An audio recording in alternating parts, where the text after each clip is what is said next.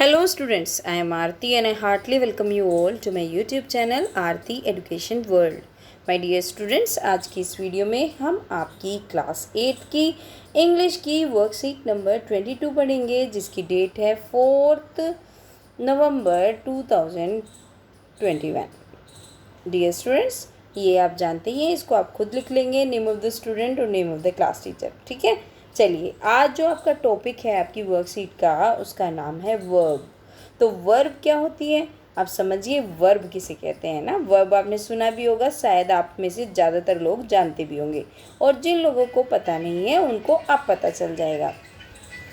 Definition: verbs are doing words. जो verb होती है ये होते हैं doing words.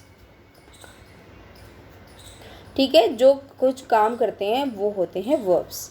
The verb represents the action और द स्टेट ऑफ थिंग.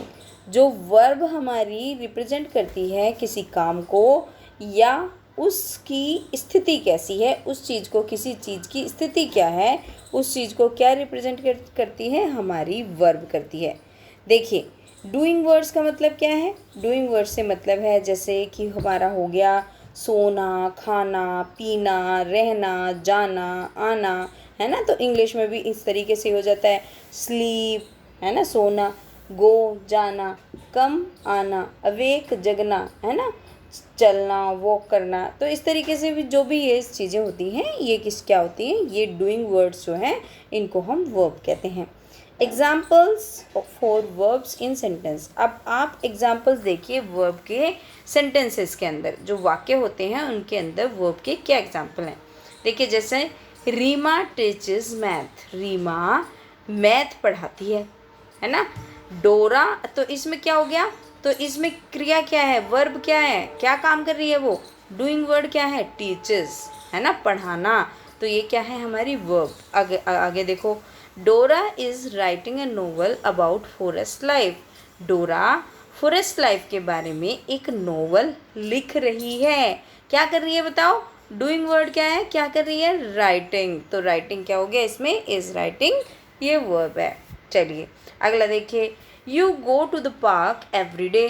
तुम रोजाना पार्क क्या करते हो, जाते हो. तो गो क्या हो गई इसमें, गो हो गई इसमें हमारी वर्ब. ठीक है, चलिए. अच्छा बच्चों, वर्ब का तो आपको पता चल गया कि वर्ब क्या होती है. जो हमारे डूइंग वर्ड होते हैं, जो हमारे काम होते हैं, जो क्रिया होती हैं, वो होते हैं हमारी वर्ब. अब देखते हैं टाइप ऑफ वर्ब्स क्या क्या हैं. वर्ब कितनी तरीके की होती हैं. देखिए, एक तो होती है हेल्पिंग वर्ब. अब ये हेल्पिंग वर्ब क्या है ज़रा समझिए, ध्यान से सुनेंगे तो आपको एकदम क्लियर हो जाएगा. देखो बच्चों, दो तरीके की वर्ब होती है. एक तो होती है हेल्पिंग वर्ब जो आपको ये दिखाई दे रही है, और दूसरी होती है आपकी मेन वर्ब. ठीक है, तो अब हेल्पिंग वर्ब कौन सी है, मेन वर्ब कौन सी है, ये कैसे पहचानेंगे.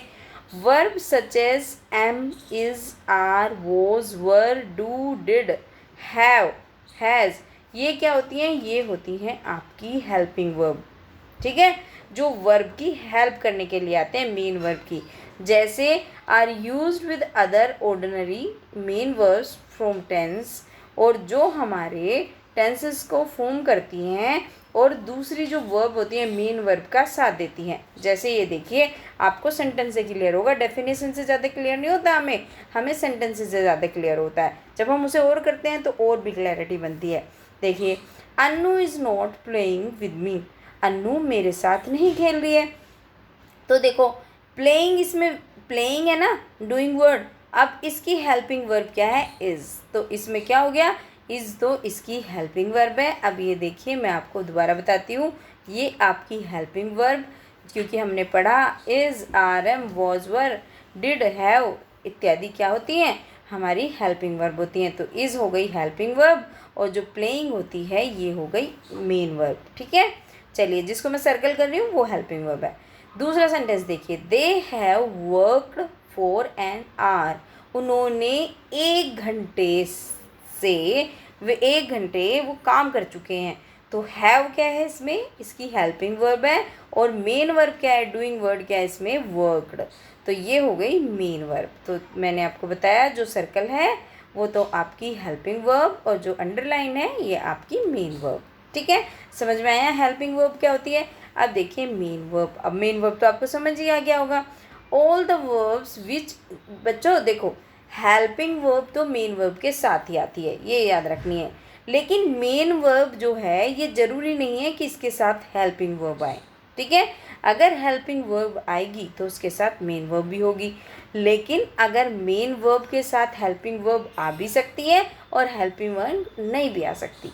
तो देखिए all the verbs which express action are the main verbs, जो भी हमारे किसी एक्शन को बताती हैं, किसी काम को बताती हैं, वो क्या होती है हमारी मेन वर्ब। जैसे play, read, write, watch, show, cook, start, sleep, run, cry, weep, smile, laugh, go, walk, come, है ना। अब हिंदी में देखिए खेलना, पढ़ना, लिखना, देखना, दिखाना, कुक, बनाना, शुरू करना, सोना, भागना, चिल्लाना, रोना, हंसना, मुस्कुराना, जाना, चलना और आना, ये सब क्या है, ये सब हो गई हमारी मेन वर्ब, ठीक है।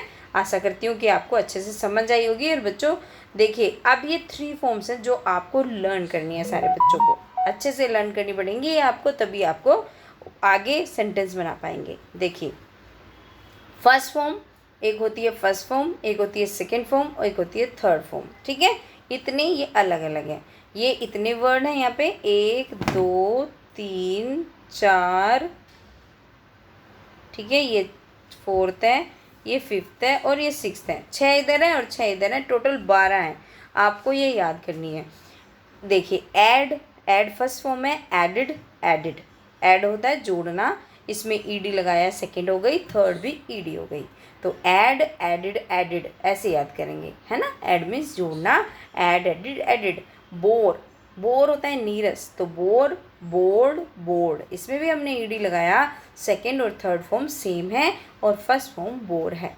कोल, कोल्ड, कोल्ड, तो इसमें भी ये हो गई हमारी सेकंड और थर्ड फॉर्म ईडी लगा के, सिंपल है सारी ईडी लगा के, क्योंकि बोर में बस डी लगाया क्योंकि इसमें ई ऑलरेडी लगा हुआ है, ठीक है।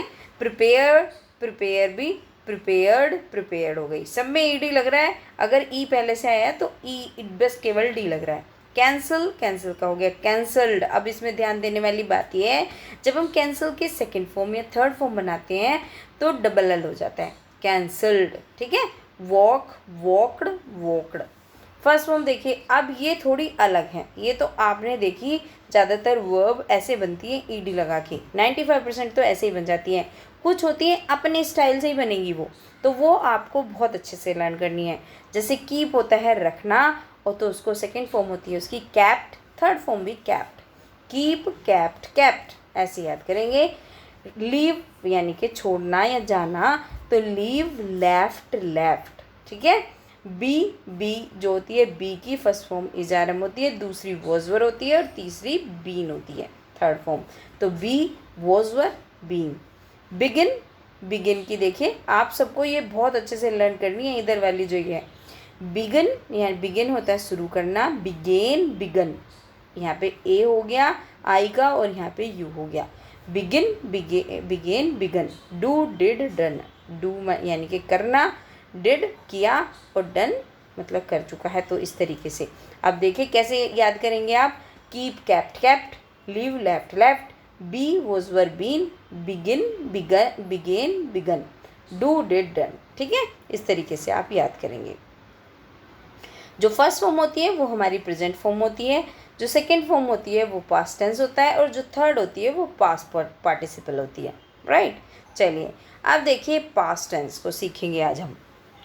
पास्ट टेंस क्या होता है? The simple past tense is use to express an action completed in the past sentence structure. जो सिंपल पास्ट टेंस होता है ये हमारे किसी एक एक्शन को दिखाता है जो पहले ही पास्ट में हो गया। सेंटेंस का स्ट्रक्चर देखिए, अफर्मेटिव में सब्जेक्ट, वर्ब की सेकेंड फॉर्म और ऑब्जेक्ट लगाते हैं। सबसे पहले सब्जेक्ट, ये जो करता होता है कार्य करने वाला, फिर वर्ब की सेकेंड फॉर्म अभी हमने पढ़ी ना, जैसे हमने ऐड की सेकेंड फॉर्म पढ़ी थी एडिड, कीप की सेकेंड फॉर्म पढ़ी थी कैप्ट, है ना, इस तरीके से लगती है। और फिर ऑब्जेक्ट लगाते हैं, जैसे ये देखिए आई सो हिम, तो मैंने उसे देखा, तो आप देखिए आई यानी कि मैंने, सो सी की सेकेंड फॉर्म है, SEE की सेकेंड फॉर्म होती है सो, आई सो हिम, सी सो सीन, ये होती है सी सो सीन, ये इसकी देखिए उस कौन कौन सी फॉर्म होती है इनकी, सी की फर्स्ट फॉर्म, सेकंड फॉर्म और थर्ड फॉर्म, प्रेजेंट, पास्ट और कौन सी, पार्टिसिपल। ठीक है, चलिए अब सेंटेंस बनाएंगे हम उसके बाद, लेकिन पहले नेगेटिव देखते हैं। ये तो अफर्मेटिव देखा, साधारण वाक्य जो हमारे होते हैं। अब देखेंगे हम जो इनके क्या हैं, जो नेगेटिव हैं। एक्सक्यूज मी बच्चों, चलिए ये आ जाइए, यहाँ पे आइए।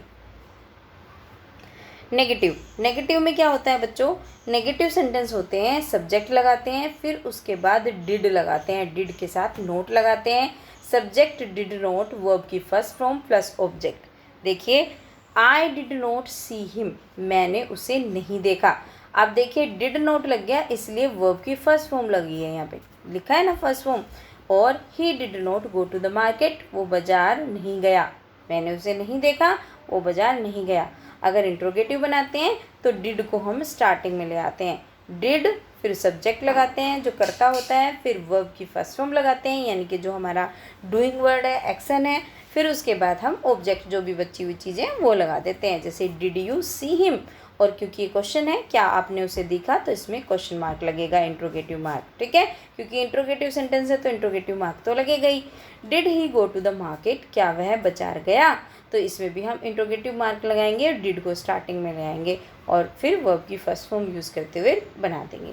चलिए अब हम करते हैं सेंटेंसेस, जैसे हमने टेंस पढ़ा उसके अकॉर्डिंग हम कर लेंगे। अब आपको पता चल गया हमें सेकंड फॉर्म लगानी है, अगर अफर्मेटिव है सिंपल सेंटेंस है, अगर नेगेटिव है नकारात्मक है नहीं आ रहा है तो डिड नोट लगाना है, और अगर हमारा इंट्रोगेटिव है तो डिड को स्टार्टिंग में ले आना है, बस ये याद रखना है आपको।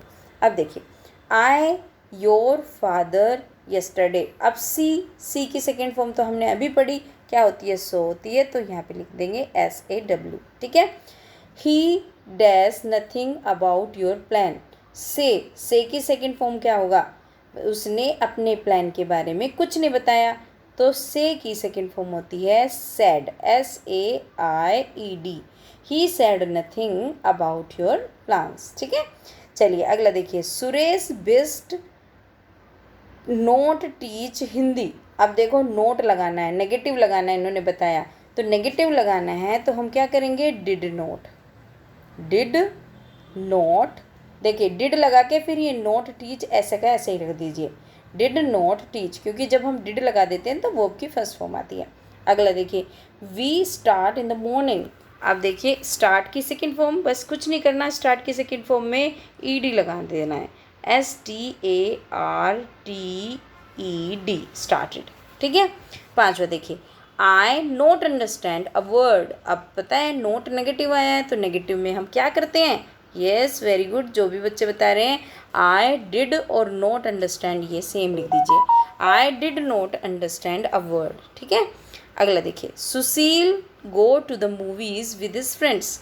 सुशील जाता है, गया मूवी देखने अपने फ्रेंड्स के साथ, तो गो की सेकेंड फॉर्म क्या होती है, वेंट होती है, गो वेंट गोन ऐसे होती है इसकी फॉर्म, तो Sushil went to the movies with his friends. ठीक है, चलिए, शी ऑर्डर अ पिज़्ज़ा, तो ऑर्डर की सेकेंड फॉर्म में कुछ भी नहीं करते, बस ED लगा देते हैं, ORDERED, ऑर्डर्ड अ पिज़्ज़ा।